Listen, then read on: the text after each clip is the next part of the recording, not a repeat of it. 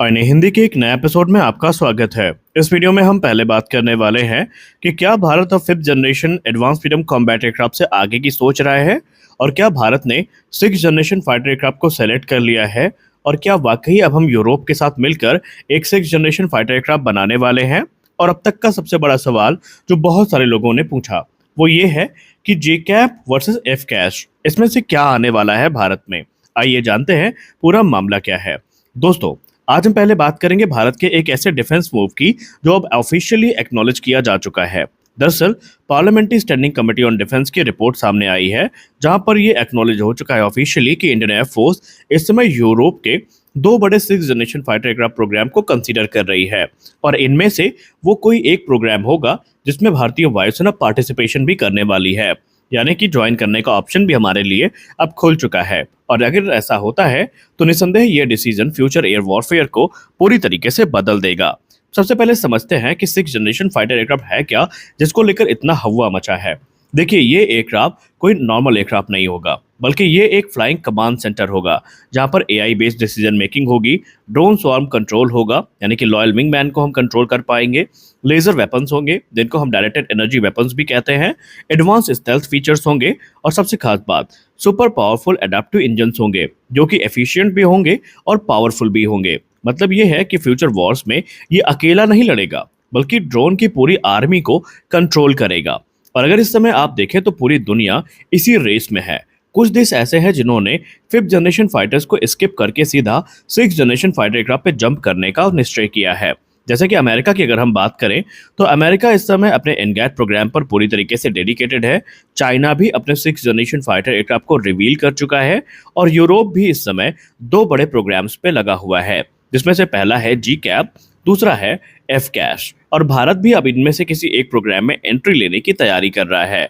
अब आइए भारत का प्लान समझते हैं। देखिए, इंडियन एयरफोर्स इस समय दो ऑप्शंस को देख रही है।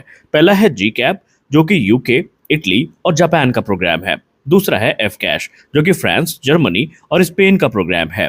और भारत इनमें से किसी एक प्रोग्राम में कोलैबोरेट कर सकता है, ताकि एडवांस टेक्नोलॉजी भारत को जल्दी मिले। अब अगर बात करें हम इंटरेस्टिंग कंपैरिजन की, तो जी कैप जहां तक बात रही, तो जी कैप को हम लोग टेम्पेस्ट के नाम से भी जानते हैं। इसमें प्रोग्रेस काफ़ी फास्ट हो रही है। जापान की एडवांस टेक्नोलॉजी और जो यूके का अनुभव है, उसका एक परफेक्ट कॉम्बिनेशन हमें देखने को मिलता है। और इन्होंने 2030 के दशक का जो मध्य है, यानी 2035 से 40, इसका टारगेट रख लिया है कि इसी के बीच में ये विमान को डिप्लॉय कर देंगे। दूसरा है एफ कैश, यानी कि फ्यूचर कॉम्बैट एयर सिस्टम। आप सब जानते हैं कि ये राफेल इकोसिस्टम के एडवांटेज पर इसका आधार है, और इसमें जो कंपनियां हैं वो मुख्यतः बढ़ तो रही हैं, लेकिन इसमें मन मुटाव काफ़ी ज़्यादा है। अब इसमें भारत से इसको जोड़कर इसलिए देखा जा रहा है कि हमने बड़ी संख्या में राफेल्स खरीदने का फैसला किए हैं, और फ्रांस इसी के साथ भारत में जो स्ट्रॉन्ग डिफेंस टाई है उसका फ़ायदा उठाकर भारत को इसमें इन्वाइट कर रहा है। लेकिन यहाँ पर हमें जगह जगह पर डिले देखने को मिल रही हैं। अभी भी भारत के फाइनल डिसीजन ओपन है कि भारत इनमें से किसी एक को चूज कर सकता है। लेकिन अगर हम रियलिटी देखें तो ये अभी जो हमने आपको रिपोर्ट बताई वो सुनने और अभी देखने में ज़्यादा अच्छी लग रही है। लेकिन आइए रियलिटी की हम जांच करते हैं। ग्राउंड रियलिटी थोड़ी भिन्न है। भारत को इस समय अपने खुद के तेजस मार्क 1 अल्फा का डिलीवरीज का इंतजार है, जो कि काफ़ी स्लो है।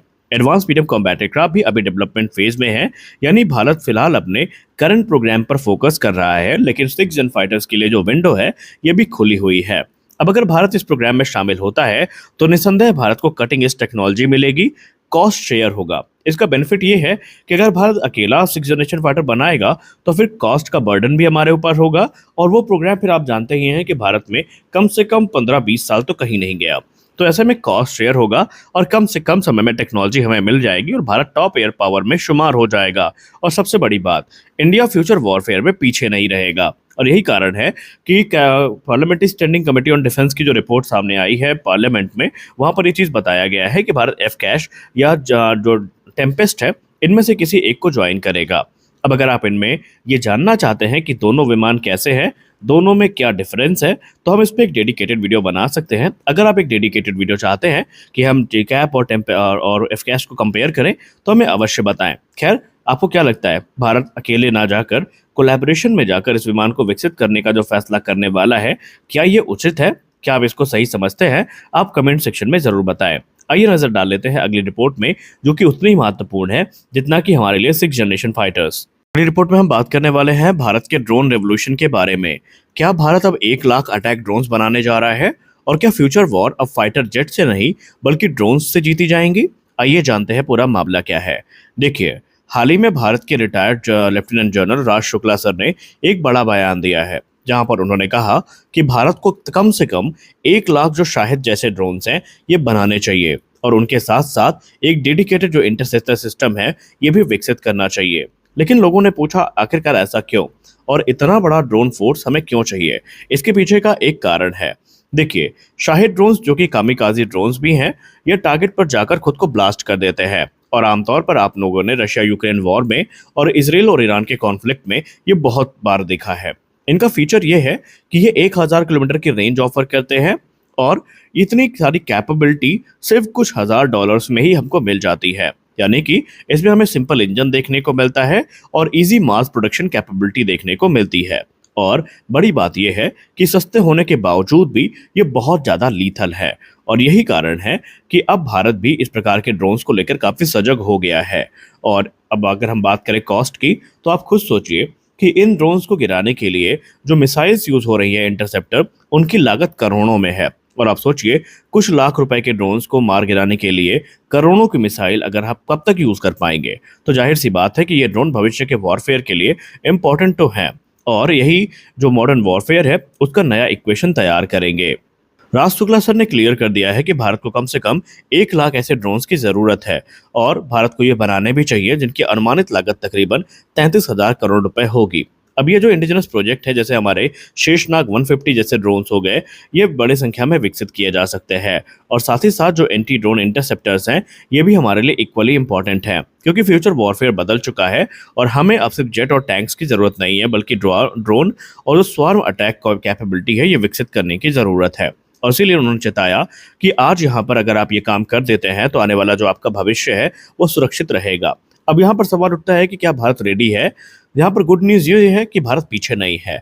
भारत की जो प्राइवेट कंपनियां हैं ये ऑलरेडी लार्ज स्केल जो प्रोडक्शन है वो शुरू कर चुकी हैं, जहाँ पर एआई बेस्ड जो ड्रोन्स हैं ये डेवलप किए जा रहे हैं। इसके अलावा जो लॉन्ग रेंज के अनमैन एरियल व्हीकल है ये भी बनाए जा रहे हैं। मतलब कैपेबिलिटी है, बस स्पीड और एग्जीक्यूशन चाहिए और बाकी का काम हो जाएगा। तो सवाल यही है अब आपके लिए कि क्या भारत समय रहते इन ड्रोन्स को बना पाएगा? क्या आपको लगता है कि राज शुक्ला सर का कहना सही है? आप अपनी राय हमें कमेंट सेक्शन में ज़रूर बताएं, और साथ ही साथ आप ये भी बताएं कि क्या वाकई मॉडर्न वॉरफेयर में ड्रोन्स की भूमिका को अब टाला नहीं जा सकता है? आप इसको लेकर क्या सोचते हैं, हमें अवश्य बताएं। आज के इस वीडियो में बस इतना ही। मिलते हैं अगले वीडियो में कुछ और अपडेट्स के साथ। तब तक के लिए जय हिंद।